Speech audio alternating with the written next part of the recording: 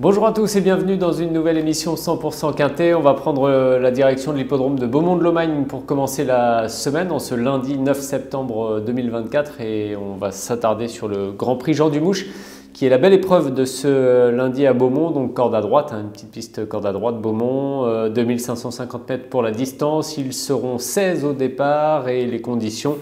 Cette course est réservée à des chevaux âgés de 6 à 10 ans qui sont européens pour certains, mais je suis en train de vérifier, il n'y a pas d'européens au départ de cette course, donc ils courront entre français, 16 partants, voilà, et un rendement de 25 mètres, bien sûr, à plus de 155 000 euros. Donc 8 concurrents en tête et 8 concurrents aux 25 mètres. Je vous propose tout de suite de vous plonger dans le tableau des partants avec immédiatement l'un des favoris de la course, Sicard de Fitz pour l'entraînement de Mathieu Varin.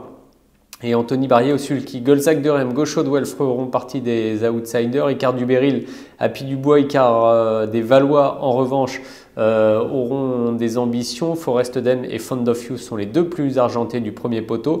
À partir du numéro 9, on rend 25 mètres avec Entre Amis, Gablou Carizé, Duo Séguinal et Harry Carizé. Donc deux représentants de Jacques-Étienne Thué, les numéros 10 et 12.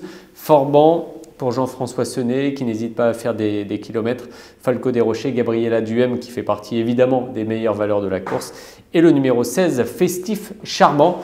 Voilà pour la présentation de cette épreuve. Je vous rappelle que vous pouvez vous abonner à la playlist du 100% Quintet, nous donner vos commentaires et vos pronos sous cette vidéo et puis sonner la cloche aussi pour suivre la chaîne YouTube de Paris Turf. Bon, on fait le papier de cette course dans la deuxième partie de l'émission.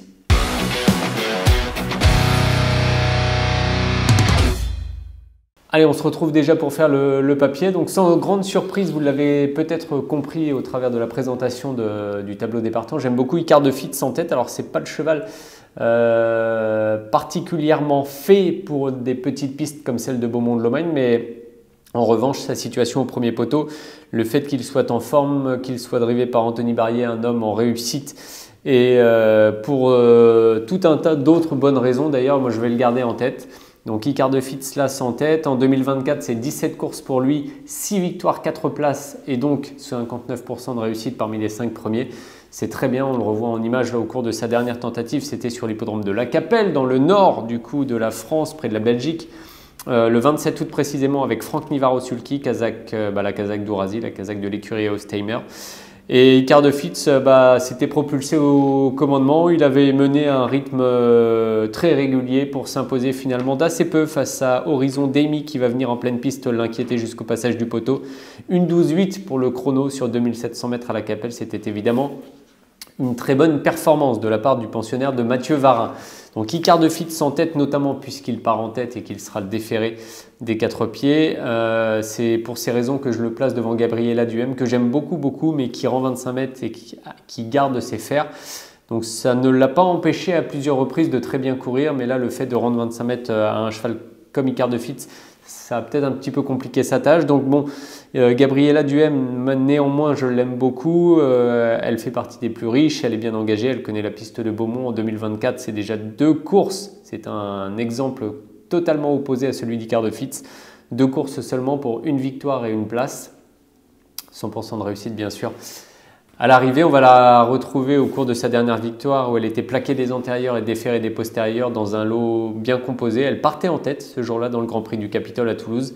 Donc Kazakh de l'écurie Duhem, Kazakh noir, toque verte avec les manches rayées. Jérôme Chavat, bien sûr, son entraîneur au sulky. Et la jument, malgré un parcours notamment négocié en deuxième épaisseur le nez au vent, allait s'imposer très courageusement et avec une belle autorité devant Fosterwood et Fakir Mérité qui ne sont pas évidemment les premiers venus. Donc une 14-6 pour le chrono, mais le style était vraiment très bon. Et la jument n'a pas recouru depuis cette tentative, donc plusieurs semaines d'absence. Néanmoins, un engagement qui était intéressant, donc on peut assez sereinement envisager une bonne performance de sa part. Je vais garder Icare des Valois en tête. Alors c'est un cheval qui évolue dans le sud-est de la France, sud-ouest plutôt de la France, depuis plusieurs mois. Il s'y est déjà bien comporté, il a été souvent contraint de rendre 25 mètres et ça ne l'a pas empêché de gagner déjà sur cette piste de Beaumont-de-Lomagne. On le revoit le 23 juin sur ce parcours précisément. Alors il trottait aux avant-postes. Pour finir, il s'imposait devant Ibero Bello avec Manu Criado et Italo Duhem et avec Jackie Trèche. Mais pour Ricard Desvalois, c'était assez facile. Vincent Cabos était au sulky de ce pensionnaire de Thomas Lévesque, un cheval qui a déjà couru, on peut le dire, un des meilleurs lots en région parisienne notamment, et qui trouve ici un engagement très intéressant pour lui. Donc attention à ce numéro 6. Le 4, Ricard Duberry, il est un peu dans le même cas de figure qu'Ricard Desvalois. La même génération, une bonne situation au premier poteau. Et puis surtout, sur cette piste, c'est très bien. 12 courses, 3 victoires, 5 places et 67% de réussite pour Ricard Duberry. Donc un cheval qui est fait pour réussir à Beaumont-de-Lomagne, c'est important de le souligner. Beaucoup de possibilités pour les petites places. J'ai opté pour Harry Carizet, qui pourrait même disputer la victoire si tout se passait bien pour lui. Harry Carizet, le numéro 12, voilà, qui est un cheval sérieux présenté par Jacques-Étienne Thuet, j'en parlais en préambule. Plaqué devant, déféré des postérieurs. Il sera drivé par Frédéric Closier. Voilà, vous savez presque tout pour cette réunion de Beaumont-de-Lomagne. On va se retrouver une dernière fois dans la troisième partie de l'émission pour récapituler le prono de ce quintet du 9 septembre 2024. Et puis je vous donnerai un conseil de jeu également dans la 5e épreuve du programme.